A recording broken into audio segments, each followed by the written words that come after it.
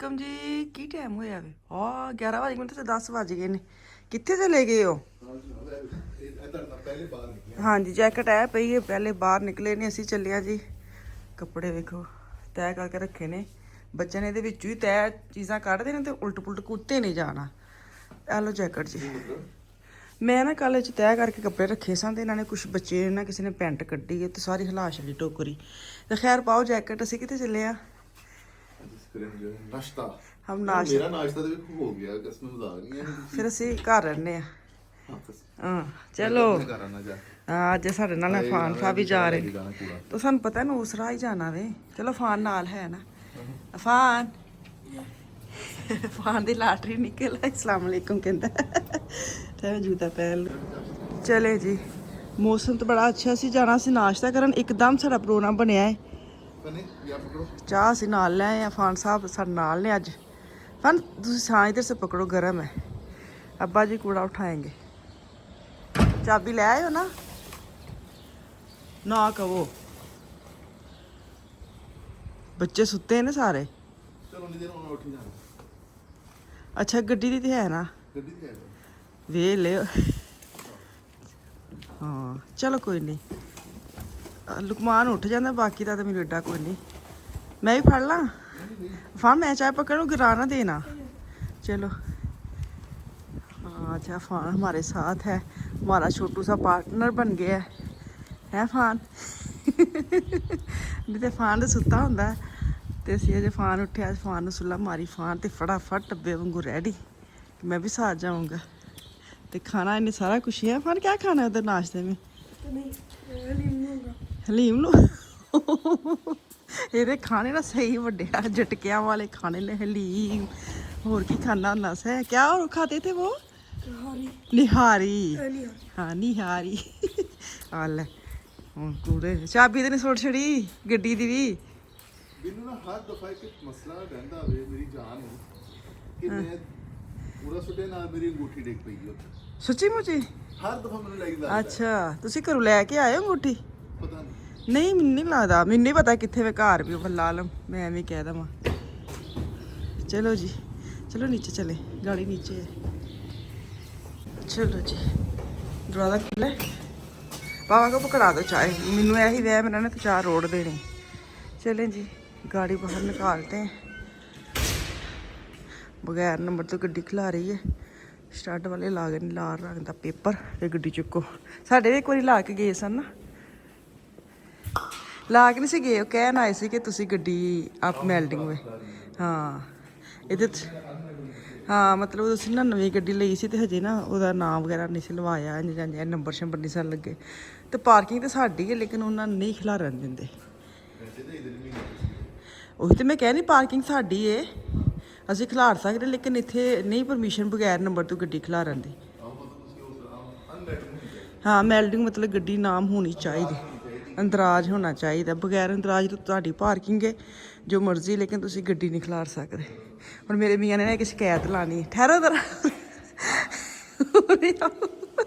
ਮੈਂ ਰਾਤੀ ਇਹਨਾਂ ਨੂੰ ਭਾਈ ਕਿ ਗੱਡੀ ਦਾ ਨੰਬਰ ਨਹੀਂ ਹੈ ਤੇ ਲਾਲ ਪਰਚੀ ਲਾਏ। ਇਹਨਾਂ ਨੂੰ ਮੈਂ ਇੱਥੇ ਕਿ ਗੱਡੀ ਖਲੋਤੀ ਹੈ ਦਰਵਾਜ਼ੇ ਦੇ ਵਿੱਚ, ਇਹਨਾਂ ਨੂੰ ਪਤਾ ਹੈ ਕਿ ਉਹਦਾ ਨੰਬਰ ਨਹੀਂ ਹੈ ਤੇ ਉਹਨੇ ਗੱਡੀ ਦੇ ਗਿਟਾਰ ਖਿਲਾ ਰਿਹਾ। ਕਹਿੰਦੇ ਹੁਣ ਮੈਂ ਇਹਦੀ ਸ਼ਿਕਾਇਤ ਲਾਣੀ ਹੈ ਕਿ ਇਹਦਾ ਵੀ ਨੰਬਰ ਨਹੀਂ ਹੈ। ਆਹੋ ਨਹੀਂ ਇੱਥੇ ਹੁਣ ਜਿਹੜੀ ਗੱਡੀ ਖਲੋਤੀ ਮੈਨੂੰ ਪਤਾ ਨਹੀਂ ਬੜੀ ਦੇਰ ਦੀ ਖਲੋਤੀ। ਹਾਂ ਟਾਇਰ ਸ਼ੀਲਡ ਦੇ, ਹਾਂ ਸ਼ੀਲਡ ਕੇ ਟਾਇਰ ਲਾਤਾ ਕਿ ਪਤਾ ਨਾ ਚੱਲੇ। ओपन एरिया च खलोती है जिन्ना हाँ हाँ क्योंकि यह भी गराज ने, इन्होंने दरवाजे ने, साढ़े दरवाजे ने, असी बेचारे जी चलो गड्डी कड्डो। मैनू यही है समझ नहीं आती कि इन्हों के क्यों दरवाजे ने। मैं अक्सर कहनी नहीं पुछो आ कि सानू क्यों नहीं दरवाजे वाली गड्डी मिलिया। खैर प्राइस तो सेम ही है।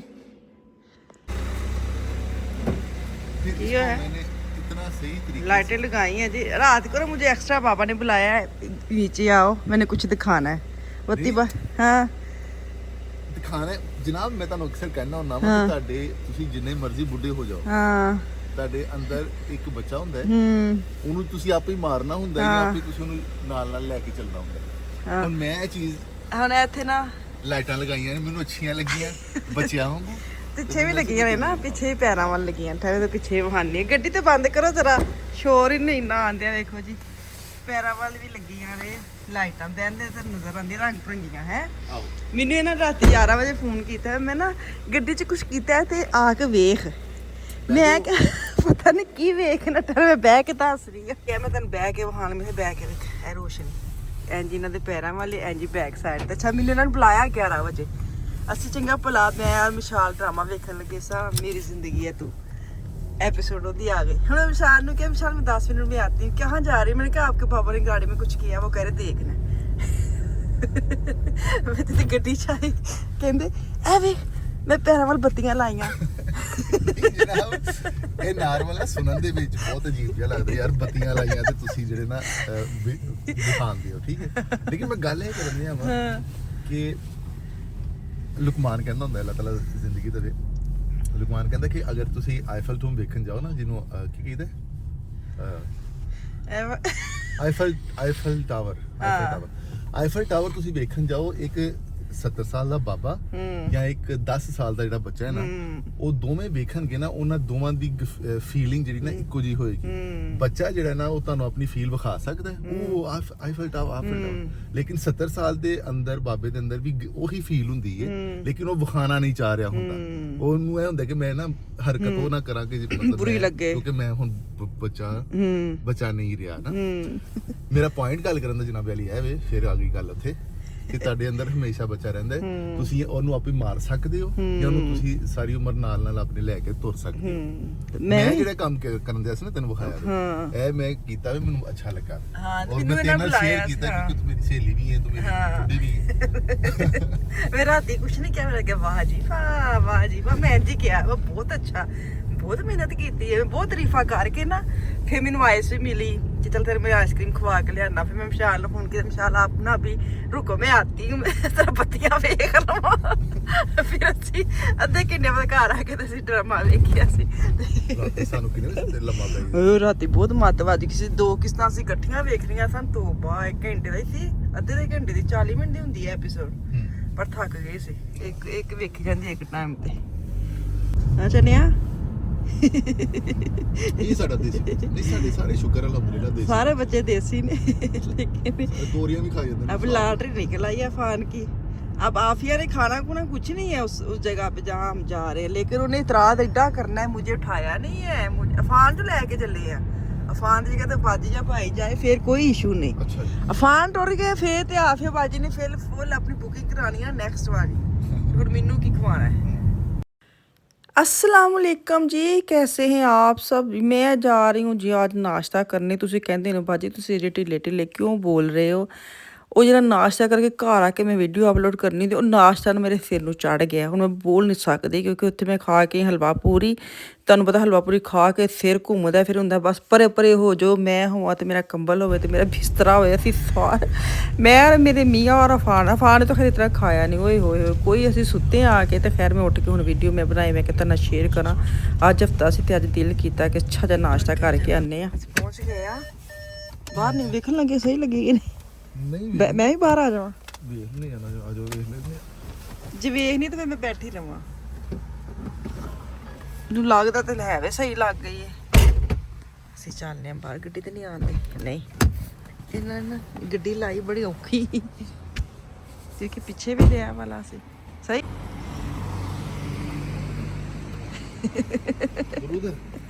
पाने खाने में बहुत ठंड लग गई। ठंड तो है ही नहीं आज, इतना अच्छा वेदर है। टोपी पाई। चले जी नाश्ता करते हैं, देखते हैं।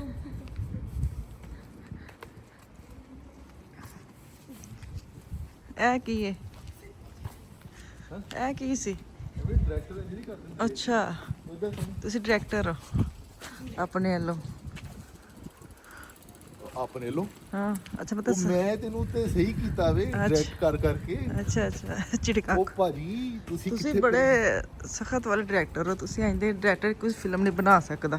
ਉਹ ਮੈਂ ਹੀ ਆ ਜਿਹੜੀ ਤੁਰੀ ਆਉਂਦੀ ਆ ਤੇ ਡਾਇਰੈਕਟਰੀ ਦੇ ਵਿੱਚ। ਹਾਂ ਅੱਲਾ ਵੀ ਵੇਖਣ ਦੇ, ਅੱਲਾ ਤਾਂ ਹੀ ਕੋਈ। ਚਲੋ ਅੰਦਰ ਚੱਲਿਓ। ਸਮੋਸੇ ਦੀ ਸ਼ਕਲ ਵੇਖ ਕੇ ਤੇ ਦਿਲ ਕਰਨ ਲੱਗ ਪਿਆ ਸੱਤੀ ਸਵੇਰੇ ਸਮੋਸੇ। चलो जी बिस्मिल्लाहिर्रहमानिर्रहीम। चलो चले जी। अच्छा, इनका बड़ा अच्छा एक सेटअप लगा हुआ है, अंदर भी बैठ सकते, प्राइवेट नॉर्मल तो बाहर भी बैठ सकते हैं, लेकिन उन्होंने बड़ा अच्छा इंतज़ाम किया हुआ है फैमिली के लिए। तो हम अंदर चले जा रहे हैं, अपना टेबल बुक करेंगे और उसके बाद देखेंगे कौन सा क्या खाना है। अफ़ान साहब आया तो था, लेकिन अफ़ान साहब की मर्ज़ी का खाना नहीं अफ़ान को मिला, क्योंकि अफ़ान जो है ना पाए खाता है, ना चने खाता है, ना हलवा पूरी खाता है। लेकिन हमारे साथ आ गया बेचारा कुछ सोच के कि शायद मेरे इनको तो निहारी वगैरह हलीम मिलेगी। नहीं नहीं, वो नहीं थी। हलीम और निहारी इसकी फेवरेट है और वो दोनों चीज़ें यहाँ पे नहीं थी।